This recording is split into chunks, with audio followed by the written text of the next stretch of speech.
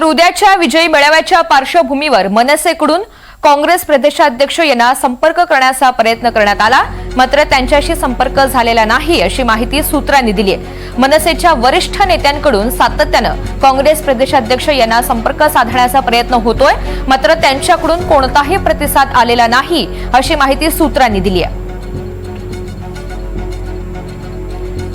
तर उद्याच्या मेळाव्याच्या अनुषंगानं हे आमंत्रण देण्यासाठी संपर्क साधला जातोय मनसेच्या वतीनं, मात्र काँग्रेस प्रदेशाध्यक्ष हर्षवर्धन सपकाळ यांच्याशी अद्याप कोणताही संपर्क झालेला नाही अशी माहिती सूत्रांनी दिली आहे। उद्याच्या विजयी मेळाव्याच्या पार्श्वभूमीवर मनसेकडून काँग्रेस प्रदेशाध्यक्ष यांना संपर्क साधण्याचा प्रयत्न केला जातोय, मात्र अद्याप संवाद झालेला नाही अशी माहिती सूत्रांनी दिली आहे।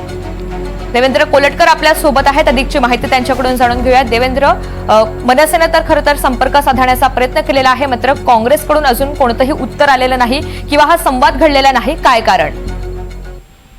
ऋतुजा, आपल्याला माहिती आहे की शिवसेना ठाकरे गट असेल किंवा मनसे असेल यांच्याकडून संयुक्त पद्धतीने उद्या विजयी जल्लोष मेळाव्याचं आयोजन वरळी येथे करण्यात आलेलं आहे। या मेळाव्यासाठी महाराष्ट्रातील जनतेला आवाहन करण्यात आलेलं आहे। त्याचसोबत विविध जे राजकीय पक्ष आहेत याचे जे प्रमुख आहेत त्यांना देखील निमंत्रण पाठवण्यात आलेली आहे। ही आपल्याला माहिती सूत्राकडून मिळते, त्यानुसार मनसेच्या वरिष्ठ नेत्यांकडून काँग्रेसचे जे प्रदेशाध्यक्ष आहेत विद्यमान त्यांना संपर्क साधण्याचा सातत्याने प्रयत्न झालेला आहे, मात्र कुठल्याही पद्धतीचा संपर्क त्यांच्याशी होऊ शकलेला नाहीये किंवा कुठलीही प्रतिक्रिया त्यांच्याकडून या मेळाव्याच्या संदर्भात उपस्थित राहण्याच्या संदर्भात आलेली नाहीये अशा पद्धतीची माहिती जी आहे ती आपल्याला सूत्रांकडून मिळते।